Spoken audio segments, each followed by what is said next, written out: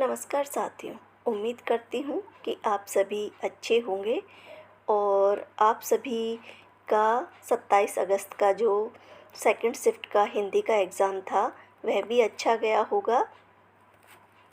इससे पहले मैंने जो फर्स्ट शिफ्ट में हिंदी का एग्ज़ाम हुआ था उसकी वीडियो मैं डाल चुकी हूँ। जो यह सेकंड शिफ्ट का है, जो क्वेश्चन मेरे पास आए हैं उनके आंसर मैं आप लोगों को बता देती हूँ। अपना अपना भाग्य कहानी की पंक्ति पूछी गई थी। इसमें मतलब पूछा गया था कि सही पंक्ति कौन सी है, ये पूछा था। तो ये है, इसमें ये मेरे पास आई थी एक पंक्ति के पीछे हमारे पोल वाला मैदान फैला था, सामने अंग्रेज़ों का एक प्रमोद गृह था, जहाँ सुहाना रसीला बाजा बज रहा था। तो ये इसी की पंक्ति है। प्रश्न 2 था इसमें, जैसे फर्स्ट शिफ्ट में आया था काव्य लक्षण से, ऐसे ही सेकंड शिफ्ट में भी पूछा गया है। उसमें विश्वनाथ, जगन्नाथ इनकी थी। इसमें भामा और मम्मट की भी पूछी गई हैं। तो मम्मट के तद्दो से शब्दार्थों सह गुणा वन कृते पुनः क्वापी। विश्वनाथ की है वाक्याम रसात्मक काव्याम। जगन्नाथ की है रमणीया प्रतिपादकः शब्दार्थ है काव्याम। और भामा के शब्दार्थों सहितो काव्याम। तो इनको मिलान करना था। प्रश्न 3 कवियों को कालक्रम अनुसार लगाना था। तो सुमित्रानंदन पंत 1900, महादेवी वर्मा 1907, रामधारी सिंह दिनकर 1908 और अज्ञा 1911। इनको जन्म के अनुसार क्रम में लगाना था, तो यहाँ मैंने इनको क्रम में ही लगाया है। अमृतसर आ गया कहानी का प्रकाशन वर्ष पूछा था। तो यह तो उसमें प्रकाशित हुई थी एक तो 1971 में और दूसरा था 1973।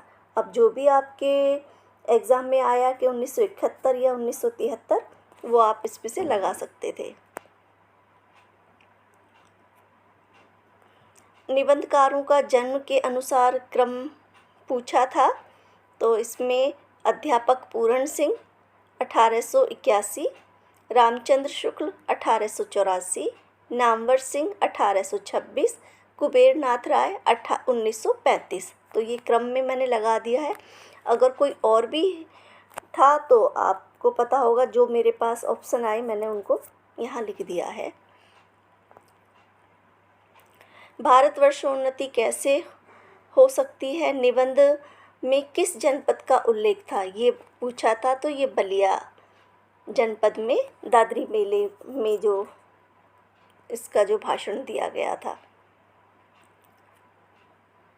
विभिन्न आचार्यों के द्वारा वक्रोक्ति के बारे में पूछा गया था। ये तो पता नहीं मतलब क्या था। वैसे वक्रोक्ति के जो 6 भेद हैं, अब ये पता नहीं किन किन आचार्यों के द्वारा पूछे गए थे। खड़ी बोली का प्रथम महाकाव्य प्रियप्रवास है। शेखर एक जीवनी उपन्यास के खंडों को क्रम से मिलान करना था। तो मैंने यहाँ दोनों ही भागों के क्रम से मतलब खंडों को क्रम से लिख दिया है। अब जो भी आपके पेपर में आया हो कि फर्स्ट भाग का या सेकंड भाग का, आप लोग इससे देख सकते हैं। इसमें फर्स्ट भाग में है, उसका नाम है उत्थान, उषा और ईश्वर। दूसरा है बीज और अंकुर। तीसरा है प्रकृति और पुरुष। चौथा है पुरुष और परिस्थिति की। और इसका दूसरा भाग है संघर्ष। इसमें पुरुष और परिस्थिति की। दूसरा है बंधन और जिज्ञासा। तीसरा है शशि और शेखर। चौथा है धागे, रस्सियाँ और गुंजर।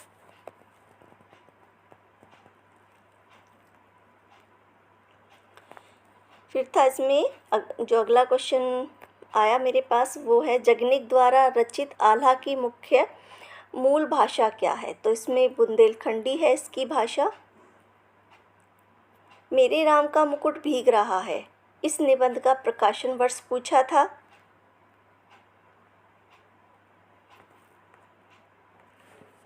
1974।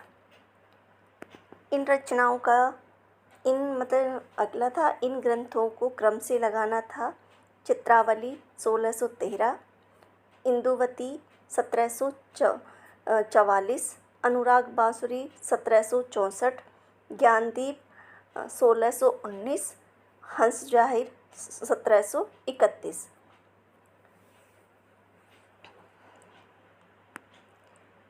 प्रेमचंद घर में का प्रकाशन वर्ष पूछा था, तो ये 1944 में प्रकाशित हुई थी। शराब का नशा उनके ऊपर सिंह की तरह झपटा और दबोच बैठा। उपयुक्त संवाद गोदान उपन्यास में किस पात्र के लिए कहा गया है, तो ये ओमकार नाथ के लिए कहा गया है। शिव शंभू के चिट्ठे 1903 से या 1905 के बीच में ये प्रकाशित हुए थे। फिर था कविता क्या है, इसका प्रकाशन वर्ष 1909 ईस्वी। शिवमूर्ति 1933 ईस्वी।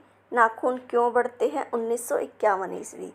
तो इन सभी नाटकों को प्रकाशन वर्ष के अनुसार क्रम में लगाना था।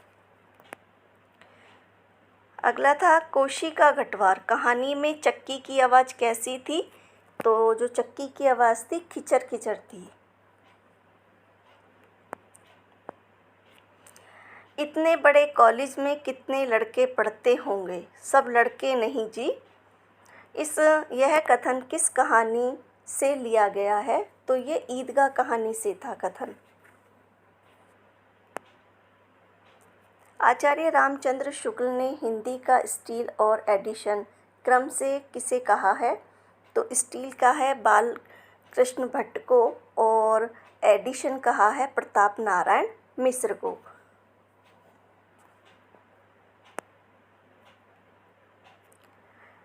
मैंने अपने बहुत से लोग भारत विजय को भेजे हैं, पर तुम्हारे बिना सब निर्बल हैं। मुझको तुम्हारा बड़ा भरोसा है, अब तुमको भी वहाँ जाना होगा। इसमें पूछा था यह कथन किसके लिए कहा है, तो ये भारत दुर्देव ने अंधकार से कहा था। तदीय समाज की स्थापना कब हुई, तो 1873 ईस्वी में और भारतेंदु द्वारा हुई थी।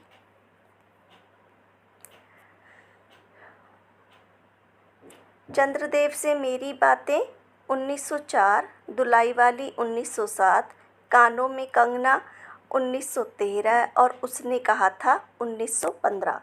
तो इन कहानियों को कालक्रम के अनुसार लगाना था।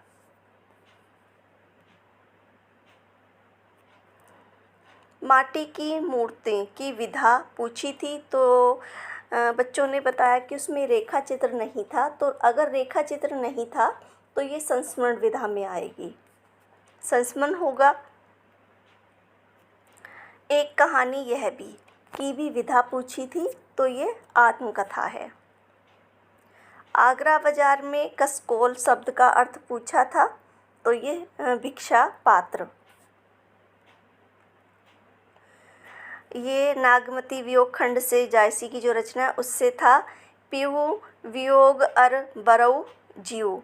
तो इस पंक्ति में बरऊ शब्द का अर्थ पूछा था, तो पगली या बावला, आपके उसमें जो भी ऑप्शन हो, अगर बावला हो तो बावला लगा देते, अगर पगली है तो पगली लगा देते। लखनऊ की कब्र उपन्यास किसका है, तो ये किशोरीलाल गोस्वामी का है। कुंतक ने रीति के मार्ग माने हैं, तो इन्होंने 3 मार्ग माने हैं, सुकुमार, विचित्र और मध्यम। कृपाकंद किसकी रचना है, तो ये घनानंद की रचना है। अंधा युग नाटक विषय में सही कथन पूछा था, इसके विषय में, तो इसमें मुझे 3 ही ऑप्शन भेजे हैं। तो पहला है अंतिम अंक में भीष्म का धृतराष्ट्र और गांधारी से संवाद है, तो ये सही है। दूसरा है अंधा युग नाटक में महाभारत युद्ध के 8वें युद्ध में 18वें दिन के पूर्व से लेकर प्रभास तीर्थ में श्री कृष्ण की मृत्यु तक का वर्णन है, तो इसमें ये गलत है। क्योंकि इसमें पूर्व का नहीं है, 18वें दिन की संध्या से लेकर है वो। और तीसरा है, नाटक में चौथे अंक का नाम गांधारी का श्राप है, जिसमें गांधारी द्वारा श्री कृष्ण को श्राप देने का वर्णन है, तो ये भी सही है।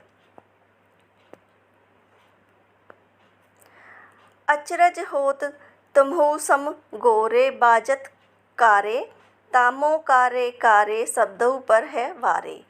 बद्री नारायण चौधरी प्रेमघन ने किसके अपमान पर यह कहा था? तो ये दादा भाई नौरोजी हैं, उनके अपमान पर ये कहा था। झूठा सच उपन्यास के पात्र नहीं हैं, तो इसमें जो पात्र नहीं है ये दोनों नाम थे कि मुंशी चुन्नीलाल और मास्टर ब्राउड, तो ये दोनों ही परीक्षा गुरु उपन्यास के पात्र हैं। तो ये कुछ क्वेश्चन मुझे मिले जो आपके सेकंड शिफ्ट में पूछे गए थे। तो इनके अगर मेरी वीडियो आप लोगों को अच्छी लगी हो तो प्लीज़ वीडियो को लाइक करें और चैनल को सब्सक्राइब करें।